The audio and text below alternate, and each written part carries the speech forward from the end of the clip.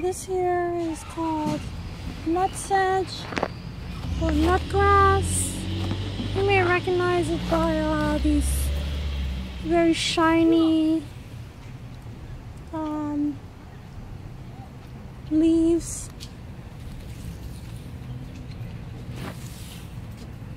They look kind of ornamental. Hi. And anyway, there's a bunch of it growing along this here. This is all nutsedge. And it's kind of a really bad weed because it depletes the soil very quickly. And if you have it growing beneath, you know, a heavy feeder like corn, your corn will most likely fail.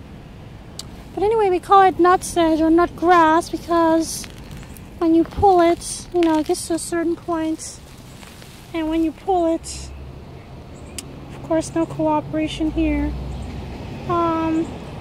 You'll see some little nodes on the ends of these roots that look like little nutlets. Let me see if I can get another good sample. Okay, here's one. You can kind of see it here. Let me get a close up. I just pulled a few more. These little nodes here, these are what you would call the nutlets. Here's one that's starting.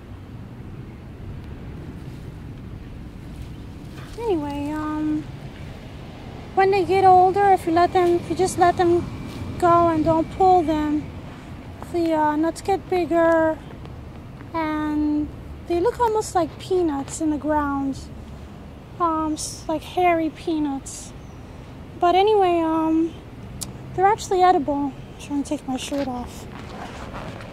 Ooh, it's hot out here. They're actually edible, the little nutlets, and it's like a survival food. It actually tastes kind of nutty and nice. It's a little sweet. I think that people make soup out of it or something like that. Sometimes it's like a Native American food. Anyway, whatever the case may be, there's a lot of it. And like I said, if you don't really pull it and you let it go, it does proliferate itself through the little nutlets, and it could be something of a hazard to heavy feeders. So, you know, over here it doesn't really matter that much because this is basically the path or the places where I'm not really growing anything. This is a tomato here, but that's growing a little bit wild, and I should pull it, but I'm such a sucker for these things. It's just a cherry tomato, but kids around here, they love the little cherry tomatoes. Just a little kid came around just a few minutes ago and was asking for cherry tomatoes, so it's in high demand actually. So I think I'm gonna let it grow. But this nutsedge, I really want to get rid of it. I've been meaning to pull it up for a long time. I totally did not mean for it to get so big that it started to make the little nutlets. But in any case, I'm pulling them, and you know, because it is a kind of a drier, sunny day today, I'm sticking them underneath these collard green plants, being sure to keep the roots exposed so that they don't take hold in the ground again. So I've been piling weeds on top of this what do you call it, around this tree trunk, this apricot tree trunk. I'm hoping that it'll do some good. It should be a good thing. But anyway, let me see if I can get this done, because it's a lot of stuff to do. So distracted. So I got some of this done, but not as much as I would have liked. wanted to clear this whole thing. I ended up picking a bunch of tomatoes and stuff and putting it out for the folks to take home. And then I tied up some tomatoes also. Well, not these. That'll be another day's project, but I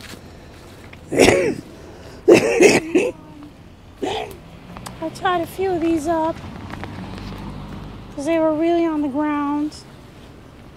You can kind of see where it's all moist right there. That's where they were all lying on the ground.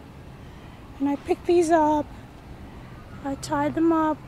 Well, I put a couple of sticks and tied them up. And I don't know. That's it for now. I mean, I really can't. I mean, I could, but feeling a little lazy. And I gathered some of these cilantro seeds. There's the cilantro. It's gone to seed. I just popped some of the seeds off, and I just started throwing them here and there, because they germinate pretty readily, so, and they're a good understory plant.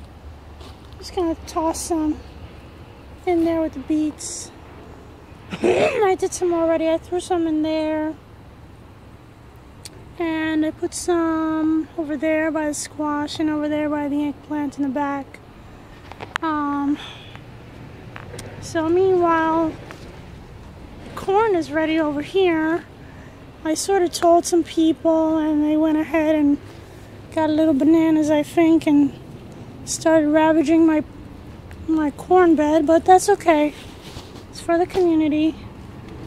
Anyway, I wanted to pick one while I showed you. Not that. Let's see. I think this one is good and ready. They're not really very big here, but actually I didn't have it. I picked one yesterday, and I showed a lady that was visiting the neighborhood. I shook the air, and I'm saving that for the chickens. Chickens kind of like the corn silk and those tender sheets that cover the corn.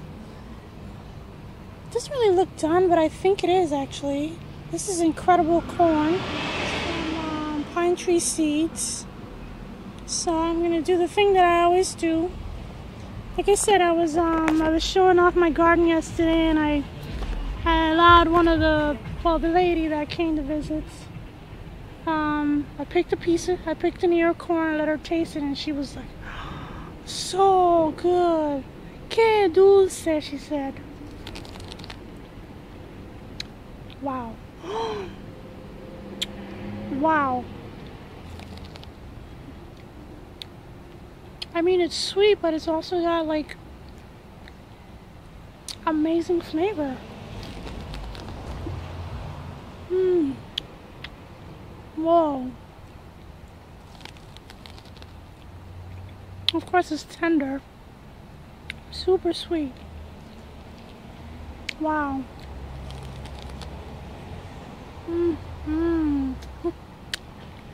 Excuse me. I eat the silk too. The silk is good for your kidneys. Of course, I'd probably never eat enough silk to help that situation. But it doesn't kill you to eat the silk. It's okay.